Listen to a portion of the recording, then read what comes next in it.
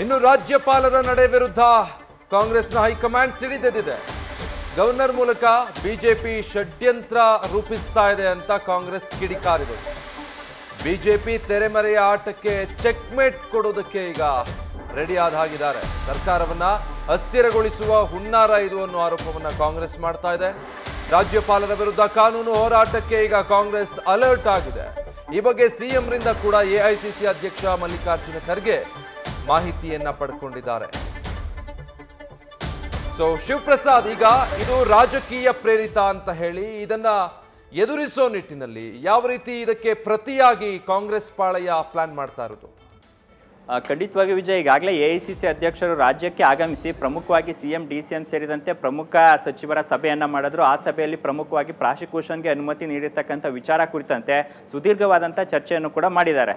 ಪ್ರಮುಖವಾಗಿ ಈಗಾಗಲೇ ಕಾನೂನು ತಜ್ಞರನ್ನ, ಕಾನೂನು ಪರಿಣಿತರನ್ನ ನೇಮಕ ಮಾಡ್ತಕ್ಕಂಥ ವಿಚಾರ ಕುರಿತಂತೆಯೂ ಕೂಡ ಈಗ ಎಐಸಿಸಿ ಮಟ್ಟದಲ್ಲಿ ದೊಡ್ಡ ಚರ್ಚೆ ಆಗ್ತಾ ಇದ್ದು, ಯಾವುದೇ ಕಾರಣಕ್ಕೂ ಹಿನ್ನಡೆ ಆಗಬಾರ್ದು ಎಂಬತಕ್ಕಂಥ ವಿಚಾರ ಒಂದು ಕಡೆ ಆದರೆ, ಇನ್ನೊಂದು ಕಡೆ ಸರ್ಕಾರವನ್ನು ಅಸ್ಥಿರಗೊಳಿಸಲೇಬೇಕು ಎಂಬತಕ್ಕಂಥ ಷಡ್ಯಂತ್ರವನ್ನು ಬಿಜೆಪಿ ನಾಯಕರು ಮಾಡ್ತಾ ಇದ್ದಾರೆ.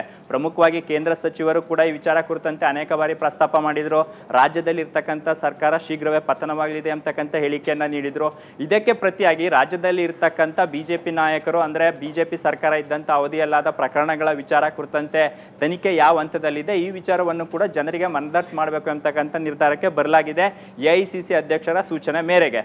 ಜೊತೆಯಾಗಿ ಕಾಂಗ್ರೆಸ್ನ ಎಲ್ಲ ಸಚಿವರು, ಶಾಸಕರುಗಳು ಕೂಡ ಸಿಎಂ ಆಗಿ ಸರ್ಕಾರದ ಪರವಾಗಿರಬೇಕು, ಅಗತ್ಯವಿದ್ದಲ್ಲಿ ಪ್ರತಿಭಟನೆ ಮಾಡ್ತಕ್ಕಂಥ ವಿಚಾರ ಕುರಿತಂತೆ ಕೂಡ ನಾಳೆ ರಾಜ್ಯಾದ್ಯಂತ ಪ್ರತಿಭಟನೆಗೂ ಕೂಡ ಈಗ ಕರೆಯನ್ನ ನೀಡಲಾಗಿದೆ.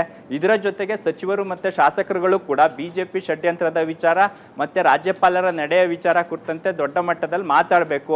ಆ ಮುಖಾಂತರ ಬಿಜೆಪಿ ನಾಯಕರ ಈ ಷಡ್ಯಂತ್ರಕ್ಕೆ ನಾವು ಕೂಡ ಪ್ರತಿಯಾಗಿ ಪ್ರತಿಭಟನೆಯನ್ನ ನಡೆಸಬೇಕು ಅಂತಕ್ಕಂಥ ಸೂಚನೆಯನ್ನ ನೀಡಿರೋದ್ರಿಂದ ಸಹಜವಾಗಿ ಎಐಸಿಸಿ ಅಧ್ಯಕ್ಷರ ಈ ಸೂಚನೆಯನ್ನ ಎಲ್ಲ ಶಾಸಕರುಗಳು, ಸಚಿವರುಗಳು ಕೂಡ ಪಾಲನೆ ಮಾಡೋದರ ಜೊತೆಗೆ ಸಿದ್ದರಾಮಯ್ಯ ಪರವಾಗಿ ಗಟ್ಟಿಯಾಗಿ ನಿಲ್ಲಬೇಕು ಎಂಬತಕ್ಕಂಥ ವಿಚಾರಕ್ಕೆ ಎಐಸಿಸಿ ಅಧ್ಯಕ್ಷರು ಈಗ ಬಂದಿರತಕ್ಕಂಥದ್ದು. Vijay, okay, thank you Shivaprasad. News first ನಿರ್ಭೀತಿಯಿಂದ ನಿಮ್ಮ ಪರವಾಗಿ.